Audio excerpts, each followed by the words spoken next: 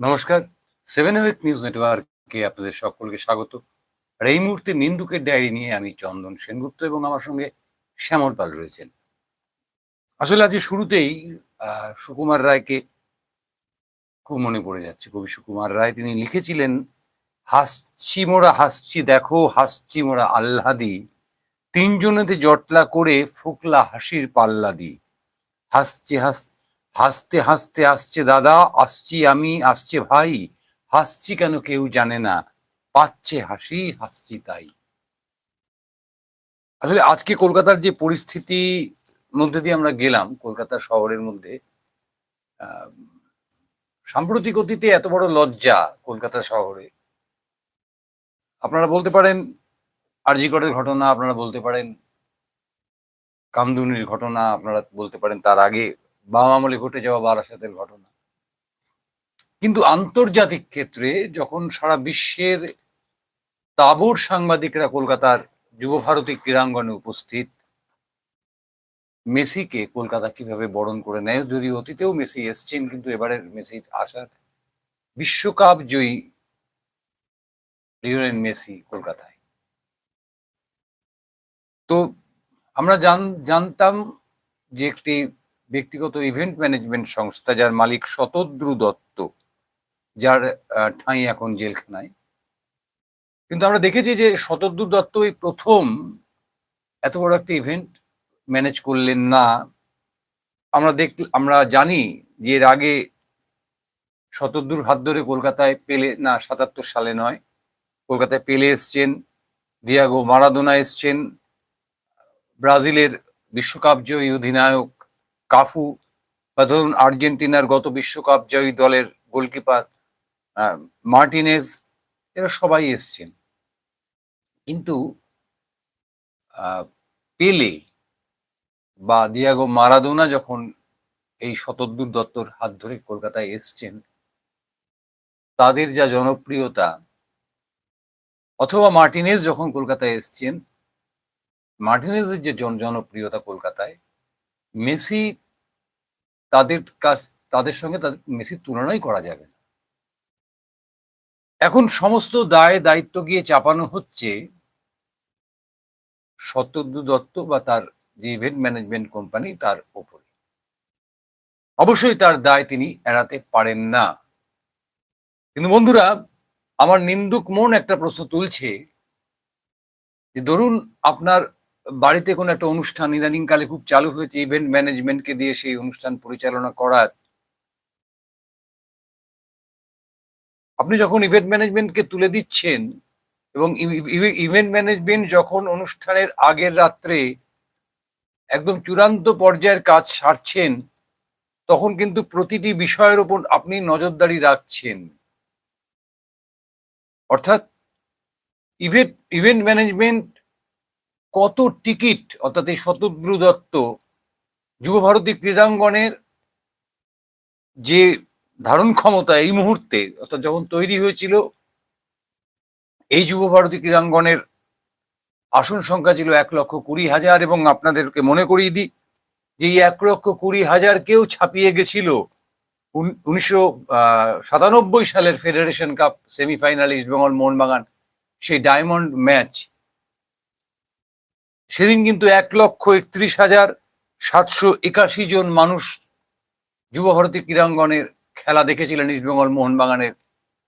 ইস্টবেঙ্গল জিতেছিল সেটা অন্য প্রশ্ন, কিন্তু সেদিনও কিন্তু মাঠে এই বিশৃঙ্খলা দেখা দেয়নি। আধুনিকীকরণ করার পরে, অর্থাৎ আমরা জানি যে অনূর্ধ্ব-১৭ বিশ্বকাপের সময় যে আধুনিকীকরণ করা হয় আমাদের যুবভারতী, তারপরে আসন সংখ্যা কমে দাঁড়ায় ৮৫,০০০-এ। তা আমাদের একটা সরাসরি প্রশ্ন, যে আমি আজকে সমস্ত খবরের কাগজ, অনলাইন যে সমস্ত খবরের কাগজগুলো সংস্করণ এবং ইন্টারনেট ঘেটে গুগলকে প্রশ্ন করে সমস্ত তথ্য খোঁজার চেষ্টা করেছি যে এই শতদ্রু দত্তর কোম্পানি ঠিক কত টিকিট বিক্রি করেছিল। অর্থাৎ টিকিটের দাম কত ছিল?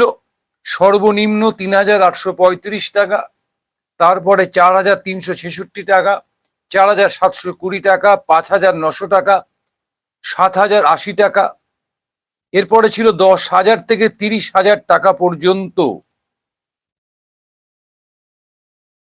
আপনি গুগলে গেলেই এই টাকার হিসেবটা দেখতে পাবেন যে এত টাকার দামের টিকিট বিক্রি হয়েছে। কিন্তু কত টিকিট বিক্রি হয়েছে? বিধাননগর পুলিশ কমিশনারেট কি ব্যবস্থা করেছিল যে কত লোক আসতে পারে? নিশ্চয়ই একটা ধারণা তৈরি করতে হবে। টিকিট বিক্রির অঙ্ক, কত টিকিট বিক্রি হয়েছে তার একটা হিসেব বিধাননগর কমিশনারেটে জমা পড়েছে। এত বড় ইভেন্ট, তার সঙ্গে নিশ্চয়ই লালবাজার বা রাজ্য পুলিশ তাদের কাছে আছে, তারা কেন দিচ্ছেন না? যে আজকে বিবেকানন্দ যুবভারতী ক্রীড়াঙ্গনে এত মানুষের উপস্থিতি ছিল, আমরা কিন্তু কোথাও দেখতে পাচ্ছি না। তার মানে শুরুতেই গোলমাল। আমার রাজ্যে অনুষ্ঠান হচ্ছে, যে কেউ করতে পারে, কিন্তু যে অনুষ্ঠানের সঙ্গে আমার রাজ্যের সম্মান সারা পৃথিবীর কাছে জড়িয়ে রয়েছে, সারা পৃথিবীর মানুষ এই অনুষ্ঠানটার দিকে তাকিয়ে রয়েছে, সেই অনুষ্ঠান পরিচালনার ক্ষেত্রে রাজ্য সরকার বা রাজ্য প্রশাসন বিন্দুমাত্র নাক গলাবেন না। শুধুমাত্র শতদ্রু দত্ত এবং তার যে ইভেন্ট ম্যানেজমেন্ট তারাই অনুষ্ঠানটা করবেন, এটা তো হতে পারে না। কারণ মাঠের দায়িত্বে ছিলেন বিধাননগর পুলিশ কমিশনারেট বা রাজ্য পুলিশ। তাদের কাছে থাকা উচিত ছিল পরিসংখ্যান যে মাঠে কত দর্শক হতে পারে। দ্বিতীয় প্রশ্ন, আমরা লাস্ট ইস্টবেঙ্গল মোহনবাগান ম্যাচ, যেটা বা ধরুন সল্টলেক স্টেডিয়ামে লাস্ট যে ফুটবল ম্যাচ হয়েছে, সেই খেলা দেখতে গিয়ে দেখেছি পারলে পোশাক খুলে মাঠে ঢোকায়। এতটা কড়া নিরাপত্তার কড়াকড়ি, জলের বোতল বাদ দিন, ভেতরে জলের পাউচ বিক্রি হচ্ছে কোথাও কোথাও পিএইচি থেকে কোনো কোনো ম্যাচে বিনে পয়সায় বিলি করা হয়েছে। আজকে এত বোতল ঢুকলো কোথার থেকে? তার মানে ভেতরে জলের বোতল বিক্রি করবার বন্দোবস্ত করা হয়েছিল হয়তোবা। এটা আমি আন্দাজে বলছি, আমি মাঠে যাইনি, মাঠে যাওয়ার সুযোগ হয়নি, কারণ এত টাকার টিকিট কেটে মাঠে যাওয়া আমাদের পক্ষে সম্ভব ছিল না। এত জলের বোতল ঢুকলো কি করে, এই প্রশ্নটা আমরা করতে পারি তো। কে একটা গেরুয়া পতাকা নিয়ে মাঠের মধ্যে ঢুকে পড়লো এবং এই ঘটনাটাকেই বারবার চোখের সামনে ঘুরিয়ে এই ঘটনার পেছনে বিজেপি আছে এমন তত্ত্ব যারা খাড়া করতে চাইছেন, তাদের সঙ্গে আমি একমত নই। যদি বিজেপির একজন সমর্থক একটা গেরুয়া পতাকা নিয়ে মাঠের মধ্যে নেমে তাণ্ডব করেন, সেটা যেমন নিন্দনীয়, একই সঙ্গে নিন্দনীয় যে মানুষটাকে দেখতে হাজার হাজার মানুষ, কত হাজার বলতে পারছি না, 85,000 হতে পারে, তার কিছু কম হতে পারে, আবার ইভেন্ট ম্যানেজমেন্ট কোম্পানি কিছু টিকিট বেশিও বিক্রি করতে পারে। সুতরাং সংখ্যাটা আমরা জানা নেই, কারণ কোথাও সরকার, পুলিশ, এমনকি ইভেন্ট ম্যানেজমেন্ট সংস্থা কত টিকিট বিক্রি করেছে তার পরিসংখ্যান আমাদেরকে এখনো পর্যন্ত দেননি। হয়তো শামীম সাহেব জানেন, কিন্তু আমরা জানি না।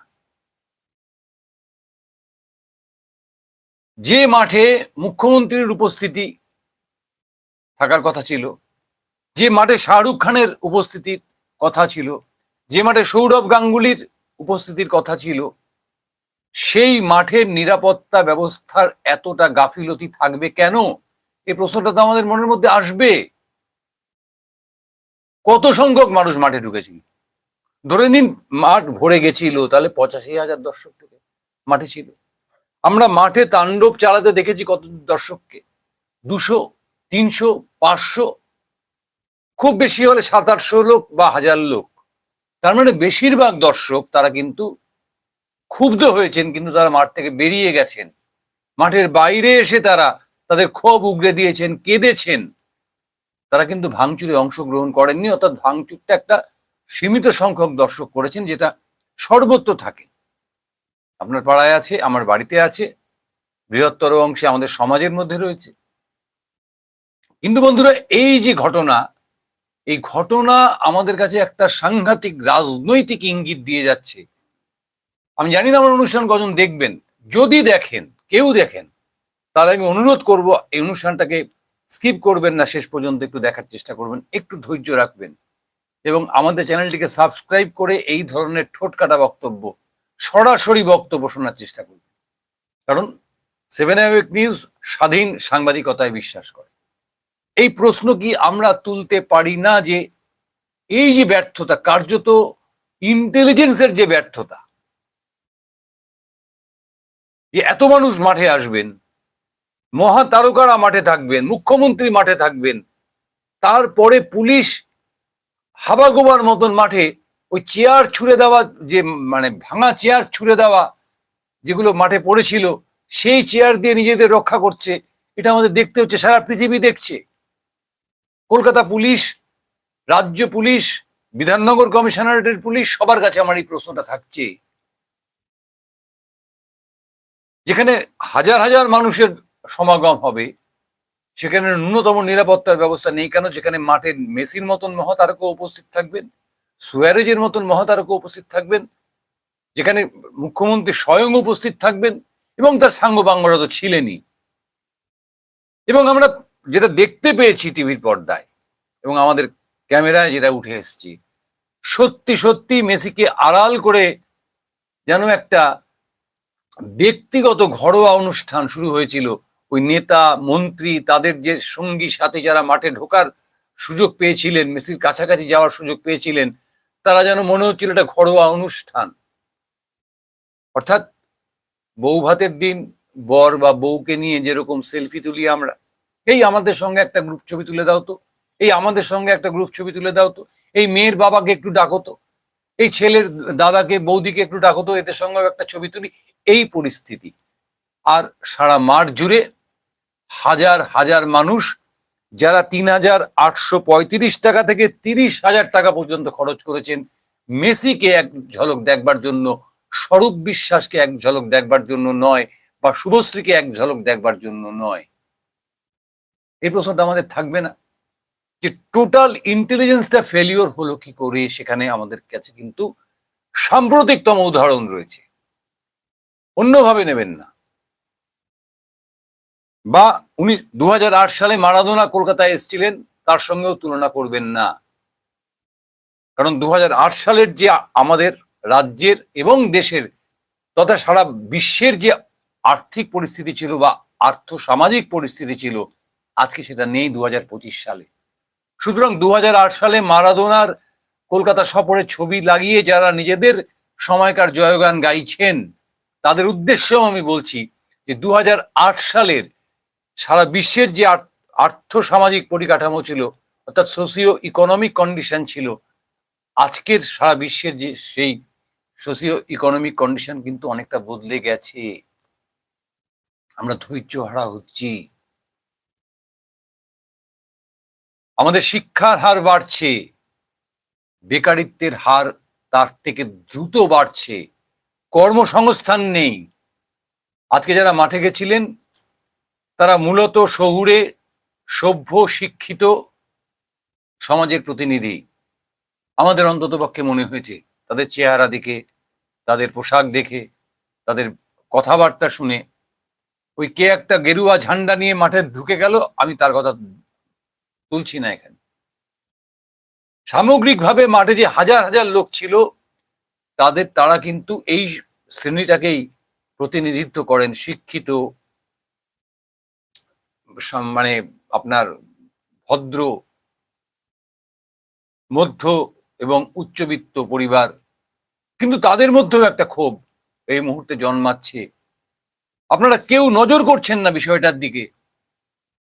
আমাদেরকে ব্যস্ত রাখা হচ্ছে, আজকে এসআইআর, কালকে অমুক, পরশু তমুক, এই সমস্ত দিয়ে। কিন্তু যে হারে কর্মসংস্থানের সুযোগ কমছে, আজকে আপনার 32,000 প্রাথমিক শিক্ষকের চাকরির একটা রায় হাইকোর্ট দিয়েছে, আমরা যা জানি।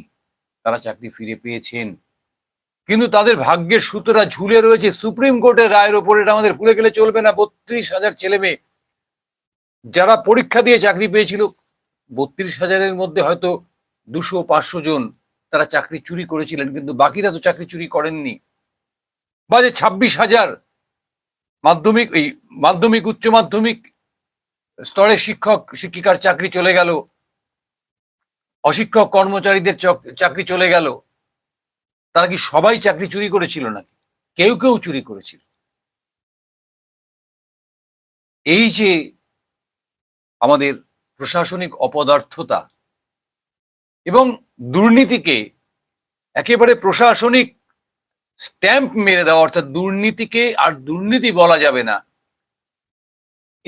এই যে প্রশাসনিক ইচ্ছা, সেই ইচ্ছাটা কিন্তু এই শ্রেণীর মানুষ যারা আজকে মাঠে ছিলেন, অর্থাৎ যারা শিক্ষিত, যারা পড়াশুনো করছেন, যারা স্বপ্ন দেখছেন একটা সোনালী ভবিষ্যতের, যে আমি যে পড়াশুনোটা করছি, আমি ইঞ্জিনিয়ার হব, আমি ডাক্তার হব, আমি একটা ভালো চাকরি করব, আমি একজন পেশাজীবী হব, তাদের সামনে সমস্ত রকম পথ ক্রমশ ক্রমশ বন্ধ হচ্ছে সরকারি স্তরে। বেকারিত্বের একটা সাংঘাতিক অন্ধকার তাদের চোখের সামনে চলে আসে, যে ঘটনাটা আমরা দেখেছি বাংলাদেশে। ভুলে গেলে চলবে না, বাংলাদেশের 25শে আপনার জুলাই 2024 সালের ঘটনা। আমরা তো ভুলে যাই, যে কারণে আমাদের আত্মঘাতী বাঙালি বলা হয়। কি ছিল তার প্রেক্ষাপট? গুলিয়ে দিচ্ছি না আমি আপনাদেরকে মনে করিয়ে দিচ্ছি কি ছিল তার প্রেক্ষাপট।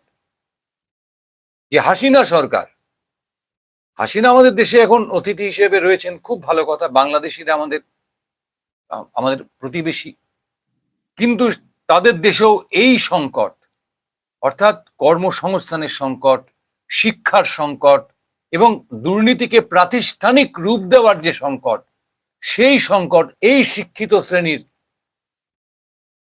যে যুব সমাজ, তাদের মধ্যে এমন প্রভাব ফেলেছিল, সেই প্রভাবেই কিন্তু 5ই জুলাই 2024-এর ঘটনা আমাদের চোখের সামনে এসছিল, যেটাকে বর্তমান বাংলাদেশের মানুষজন জুলাই বিপ্লব বলছেন। জানি না সেটা জুলাই বিপ্লব কিনা। মিলটা কোথায় দেখুন। অতীতে যুব ভারতী ক্রীড়াঙ্গনে গন্ডগোল হয়েছে, ইস্টবেঙ্গল মোহনবাগান ম্যাচে মারামারি হয়েছে।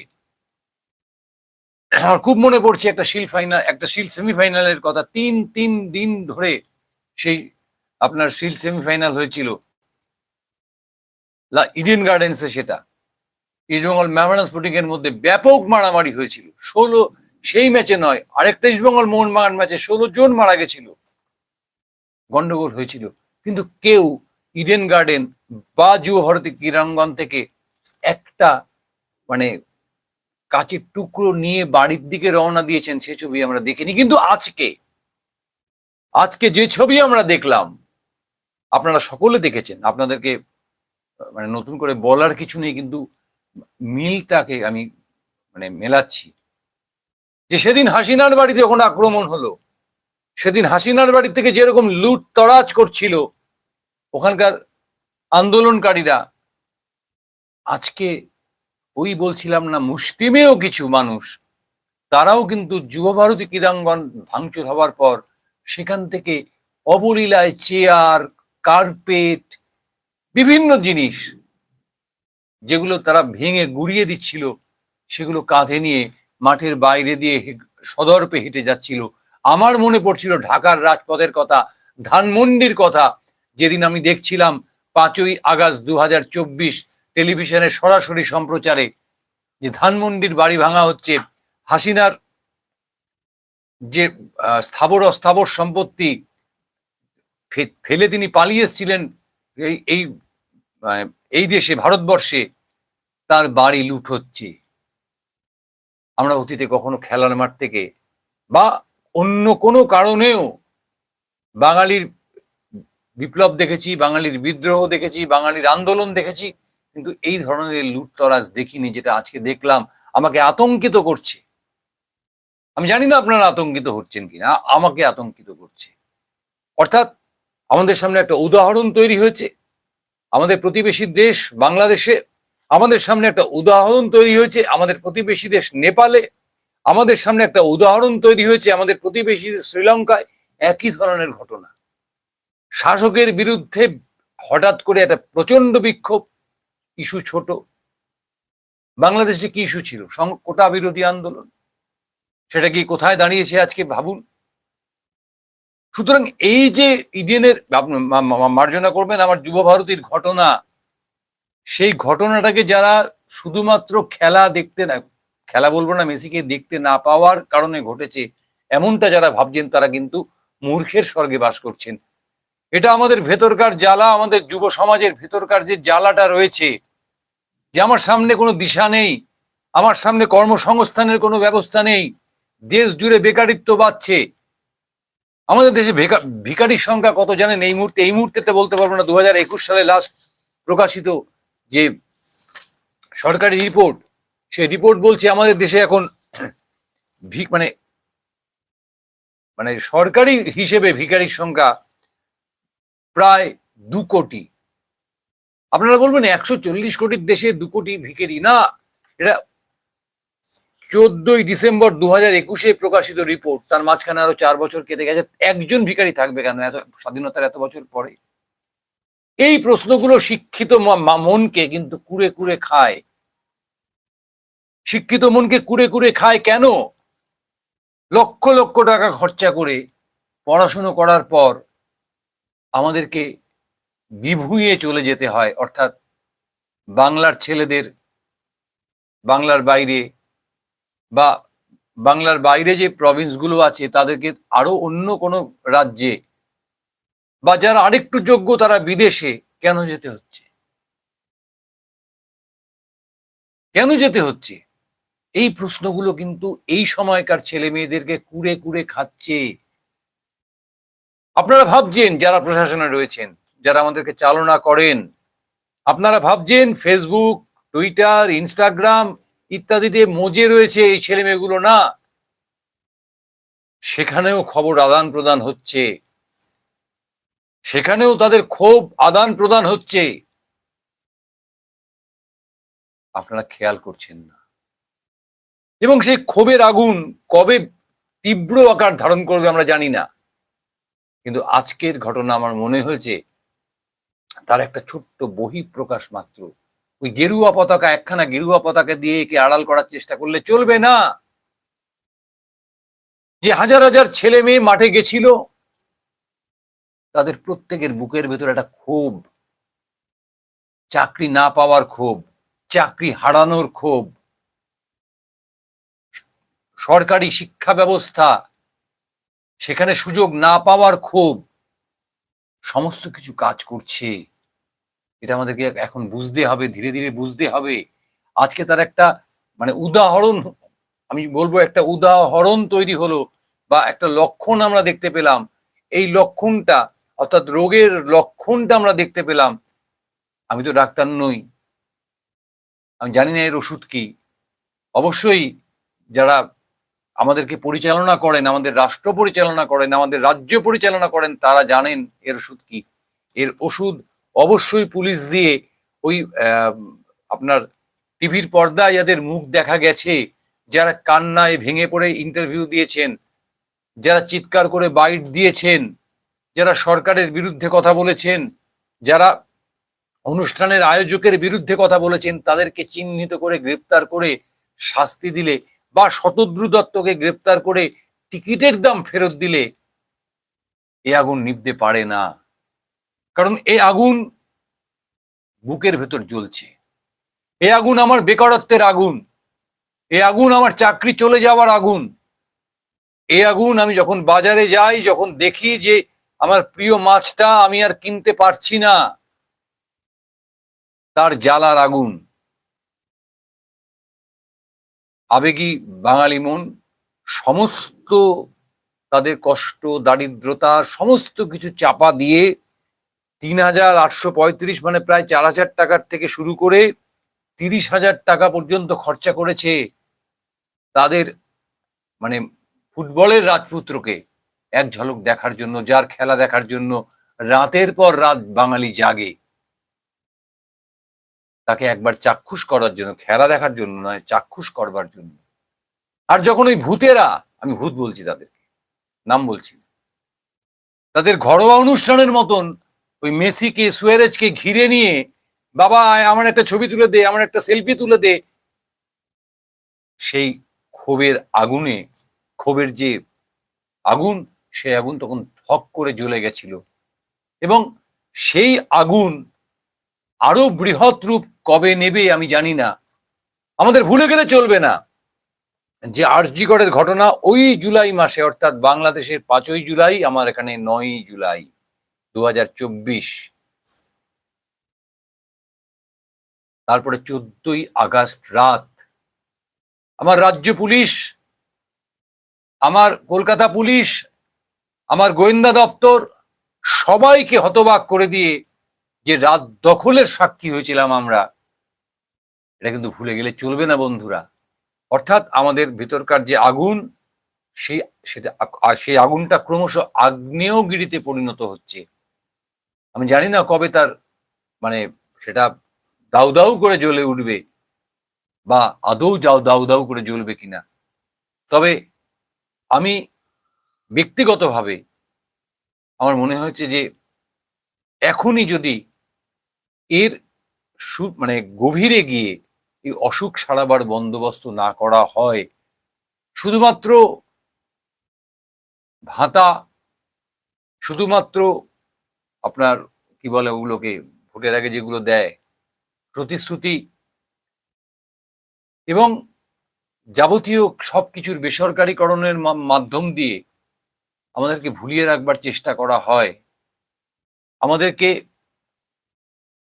মদে, আমাদেরকে নেশায়, আমাদেরকে সোশ্যাল মিডিয়ায় বুথ করে রাখার চেষ্টা করা হয়, আমি মনে করি সেটা খুব একটা ঠিক হবে না। এই কারণে যে মদের আসরেও কিন্তু বিপ্লবের কথা হয়, মদের আসরেও কিন্তু ক্ষোভ বিক্ষোভের আলোচনা হয়।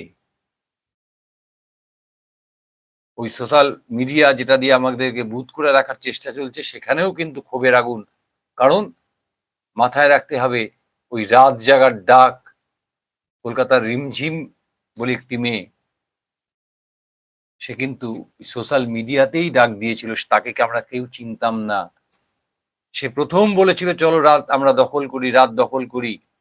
ইংল্যান্ডের 1977 সালে সেই রাত দখলের কথা মনে করিয়ে দিয়ে তিনি আমাদেরকে বলেছিলেন চলো আমরা রাত দখল করি, আমাদের যে অর্জিত স্বাধীনতা, সে স্বাধীনতাকে রক্ষা করতে হবে, অর্জিত যে অধিকার তাকে রক্ষা করতে হবে। আমরা সবাই রাস্তায় নেমেছিলাম, আমরা কেউ জানতাম না কে রিমঝিম। সুতরাং বন্ধুরা, আমাদের সেই সময় সন্ধিক্ষণে দাঁড়িয়ে আপনাদের কাছে আমার